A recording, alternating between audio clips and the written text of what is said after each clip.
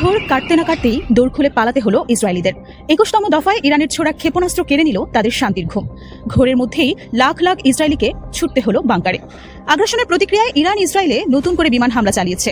ইসরায়েলের উস্কানিমূলক আগ্রাসন তেহরানকে তার দেশ ও জনগণের সুরক্ষার জন্য আঘাত হানতে বাধ্য করেছে।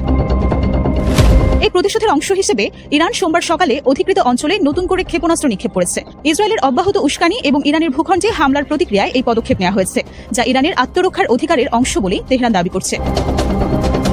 ইসলামিক রেভলিউশনারি গার্ড কোয়ার জানিয়েছে, ইসরায়েলের সামরিক লক্ষ্যবস্তু এবং সামরিক শিল্পের বিরুদ্ধে ক্ষেপণাস্ত্র হামলার সংখ্যা ও কার্যকারিতা বাড়ানোর পরিকল্পনা রয়েছে। ইরানের মূল লক্ষ্য ইসরায়েলের সামরিক সক্ষমতাকে দুর্বল করা এবং ভবিষ্যতে এমন আগ্রাসন চালানো থেকে বিরত থাকা। ইরান স্পষ্ট করে দিয়েছে যে তাদের সামরিক অভিযান লক্ষ্যভিত্তিক এবং বেসামরিক নাগরিকদের লক্ষ্যবস্তু করা হচ্ছে না। ফার্স নিউজ এজেন্সির রিপোর্টে বলা হয়েছে, অধিকৃত অঞ্চলে ছোড়া ক্ষেপণাস্ত্রগুলোর মধ্যে ইয়েমেনের হুথি বিদ্রোহীদের ক্ষেপণাস্ত্র ছিল। ইসরায়েলি এমার্জেন্সি পরিষেবা বিভাগ জানিয়েছে, আশ্রয়কেন্দ্রে পৌঁছানোর ভিড় এবং তাড়াহুড়ার কারণে বেশ কয়েকজন আহত হওয়ার খবরও পাওয়া গেছে। এ ধরনের পরিস্থিতি সাধারণত আতঙ্ক এবং বিশৃঙ্খলার কারণেই ঘটে থাকে।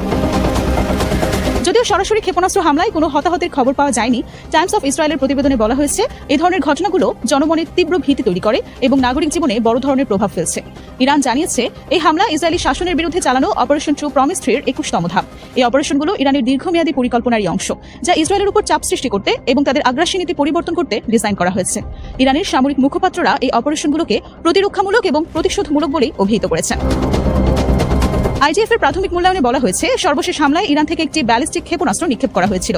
ফলে তেল আবিব এবং মধ্য ইসরায়েলের আশেপাশের এলাকায় সাইরেন বাজানো হয়। আইজিএফ ক্ষেপণাস্ত্রটি আকাশেই ধ্বংস করার দাবিও করেছে।